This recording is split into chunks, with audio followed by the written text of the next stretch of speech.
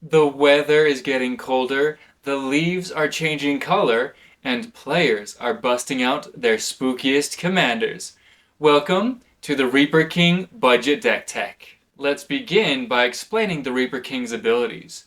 The Reaper King has other Scarecrow creatures you control get +1/+1, and whenever another Scarecrow comes into play under your control, destroy target permanent. So as the creator of this deck, I do have both a caveat and a story with this deck. The caveat is that Scarecrows are quite possibly the worst tribal I've ever built a deck around. Most of them are either just really bad mana filters, the other ones are just really expensive mana cost for the value that you actually get with them, but there are a few that actually made it into this deck. And the story for me personally, when building this 5-color commander, was I really was kind of more looking for an excuse to find every signet, every crystal or banner, and every land that I wanted that could tap for multiple mana. So there is a lot of mana artifacts, and there's actually not a single basic land in this deck, only lands that tap for multiple colors. So keep that in mind as we go through this deck. It is still a great deck, and it still accomplishes everything you want to do with the Reaper King. This first section I'm going to talk about are cards that combo really well with the Reaper King without directly being Scarecrows or necessarily tribal and activating his abilities. First off, we have Door of Destinies. This is a tribal staple and goes well with any deck that has a specific creature type that you're building that deck around. Irregular Cohorts. Now this deck does have a bunch of shapeshifter changelings to help fill in those gaps where the Scarecrow creatures were leaving us wanting. This one has the added benefit of creating a token that is also a shapeshifter in every creature type. Majestic Genesis is one of the core combo pieces in this deck. The Reaper King counts as a 10-cost commander, so with Majestic Genesis you are able to very quickly get 10 permanents out onto the battlefield. March of the Machines. Now this one is probably going to be unique to my Reaper King deck, just because, like I said, I have so many mana artifacts in this deck, and there's a few other cards that can combo really well with this one, so that every artifact entering the battlefield can have a bigger impact than just being there for mana. Memory Worm. Now this again is probably a card that is very unique to my Reaper King deck. The reason it's in here is because later on you'll see I have included a bunch of cards that let you cast spells off the top of your deck, just giving you lots of triggers with this creature.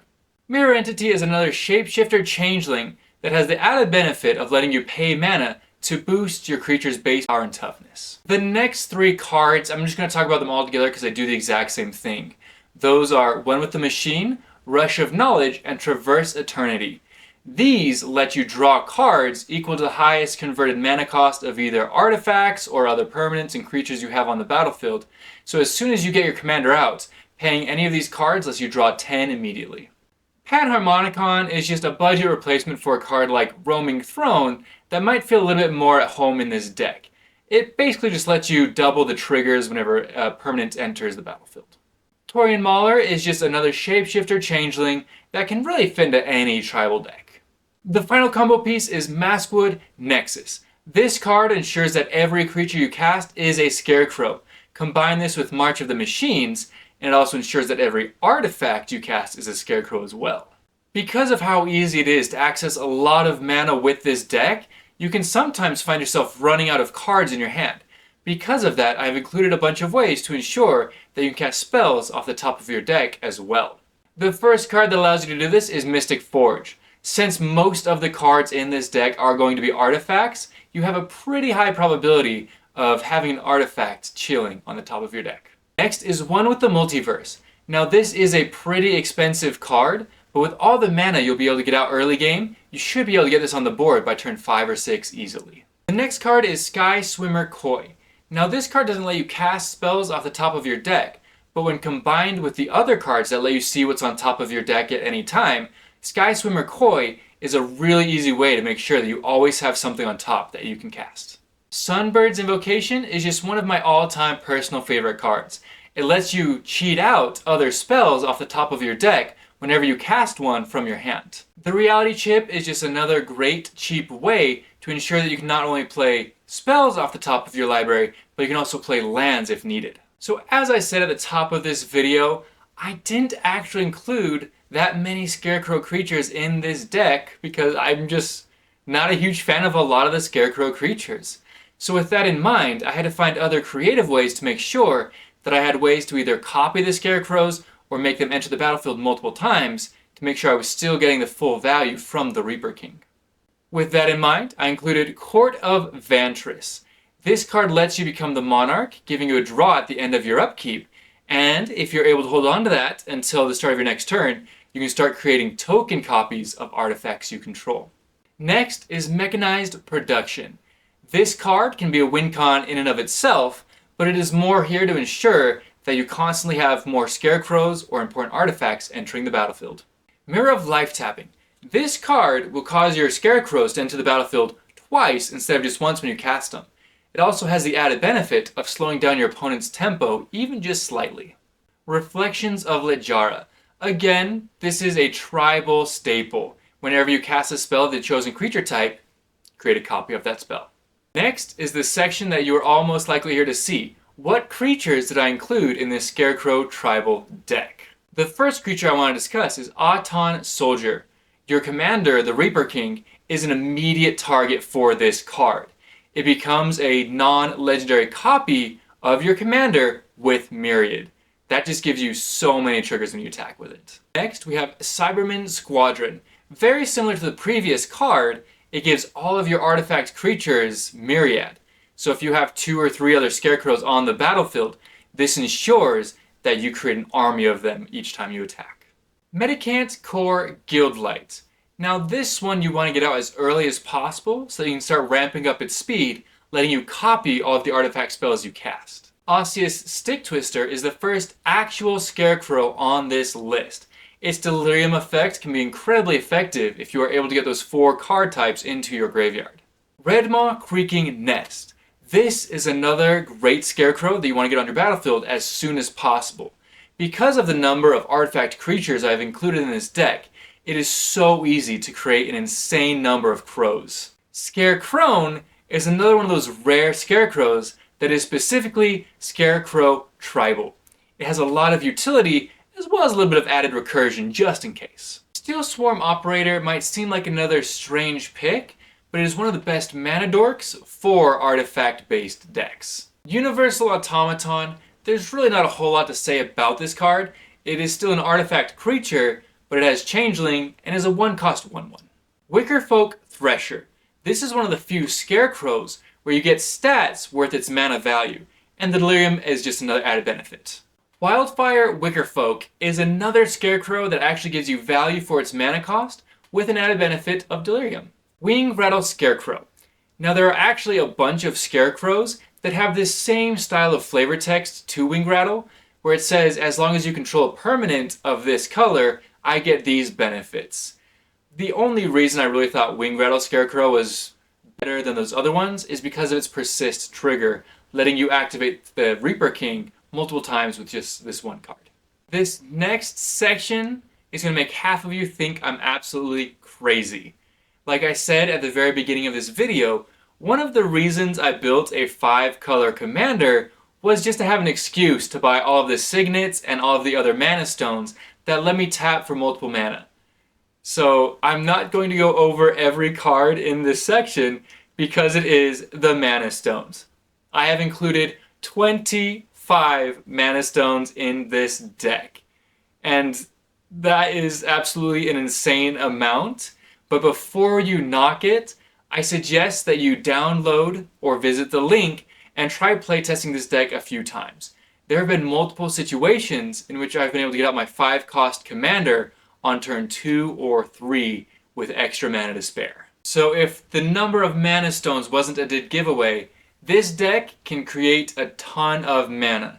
And on top of that, I have included a few ways to reduce the cost of your spells further. The reason I've done this is so that you can just keep your deck rolling. The first card that does this is Fortune Teller's Talent. Once you get this enchantment to level 3, you can start casting spells from anywhere other than your hand for 2 colorless mana less. This can let you just cycle through any number of artifacts from the top of your deck. Next we have Saheeli, Filigree Master. This Planeswalker lets you scry 1 and then tap an artifact to draw a card, and her ultimate is really why she's in here. When you just activate her once, on the next turn you can use her ultimate to reduce the cost of artifact spells you cast by 1 and give your artifact creatures +1/+1. Sammy, Wildcat Captain.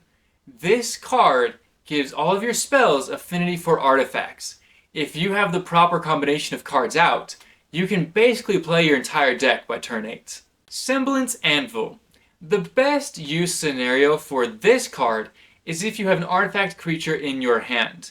If you are able to exile that card beneath Semblance Anvil, it reduces the cost of your artifacts and your creatures by 2 colorless mana.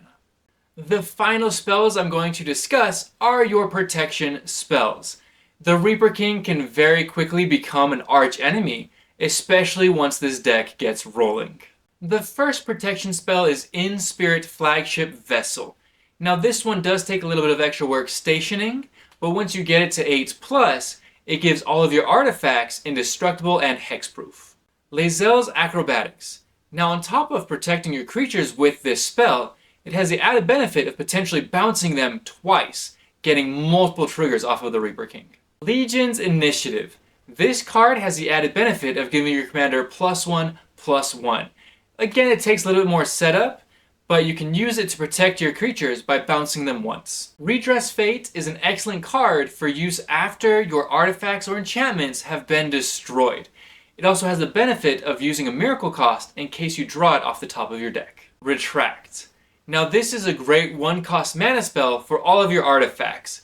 It does have the cost that they go to your hand, but that can actually combo with your Reaper King to punish the opponents that tried to destroy your artifacts. Semester's End is another great protection spell that saves your creatures and then can have multiple triggers from the Reaper King when those creatures re-enter the battlefield. The final section I'm going to discuss is the lands. And this might actually be more interesting than your standard deck tech, because I did not include a single basic land in this deck. Now while that might sound crazy, I decided to substitute the basic lands for lands that I could ensure would give me a variety of colors instead. So for those sections of lands, I chose a bunch that enter the battlefield tapped, but can then give you 3 different colors on later turns. I also chose all of these lands that let you pay 1 and tap it for 2 different mana. Now, I do realize at the end of this video that this deck probably seems kinda crazy, but I challenge you to either playtest it using Architect or Moxfield and see how fun this deck really can be. Although there's not a lot of Scarecrow creatures in this deck, it is very easy to start getting 10, 15, 20 triggers from your commander on each of your turns with this deck. But with that being said, this is a budget deck. I'm sure that there are plenty of other great cards that you would love to substitute into this deck to fix up a few of the shortcomings that I had. Please let us know in the comments down below what cards you would change and how you feel about having a deck with 25 mana gems in it. This concludes my Reaper King deck tech. I hope you enjoyed this video, and if so, be sure to like and subscribe to join the fairest community in all of Magic the Gathering. Until next time, make sure that your opponents reap what they sow.